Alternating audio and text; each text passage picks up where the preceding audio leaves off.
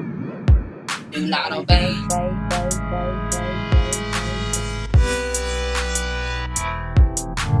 Zombie talk.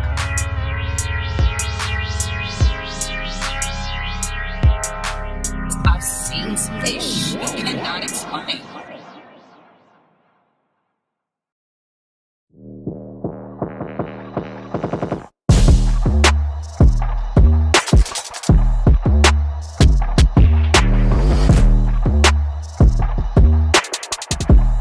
What's up, guys? It's me, Do Not Obey, and let's get into another video. Now, this video to me is really awesome. It's really like right next door, right over a little bit of stretch of road in Asheville, North Carolina. And this was sent to me from a longtime friend. Shout out to you, R. I appreciate it.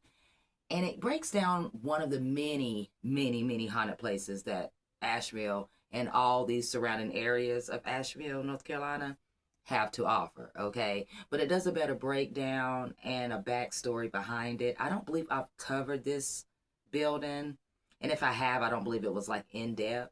So I hope you guys do enjoy this video, and like I always say, do not obey, stay woke. Peace.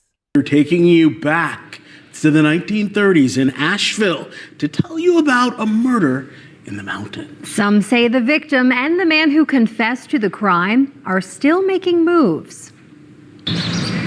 This was once the Battery Park Hotel, and in July of 1936, it was a place for wealthy people to stay in downtown Asheville. It was a 5-star grandiose hotel. Tad McDivitt, a guide with the tour group Haunted Asheville, says 19-year-old Helen Clevenger traveled here from New York City and stayed in a room on the second floor. She was staying in the room by herself.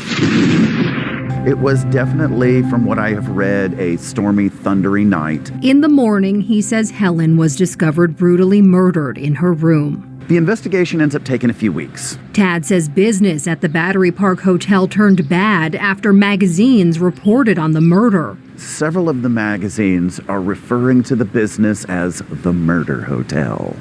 And of course, no one wants to spend the night at the Murder Hotel. And after a few months of this just financial calamity, out of nowhere, there is a sudden surprise confession. He says a 19-year-old worker at the hotel named Martin Moore was put to death for the crime. These are photos of the investigation, but Tad says some believe Moore was not the killer. There are some reports that say that when he was placed in the gas chamber, his dying words were, "I was coerced, I didn't kill that girl." You know, given the hemorrhaging finances, there is a reason for a fall guy. Today, this brick building is the Battery Park Apartments for seniors. We were not allowed inside. Tad says Helen's room was on the side of the building. In the summertime, around the time Helen was killed, Tad says some people see red. The window will just light up with this very intense red bright light coming from within. What makes this particularly strange is the fact that they don't rent out that room. It's supposed to be just completely empty. And he says some people living in the building have reported hearing a service elevator running on its own at night. A repair person is called, and it checks out fine, but then... Nonetheless, midnight to 3. There it goes again, headed up and down. Turns out, operating that very elevator was Martin Moore's station. But a lot of paranormal investigators are kind of under the impression that sometimes spirits do things out of habit. That was his job. He did it 1,000 times. So it is conceivable that there are 2 spirits that aren't real happy.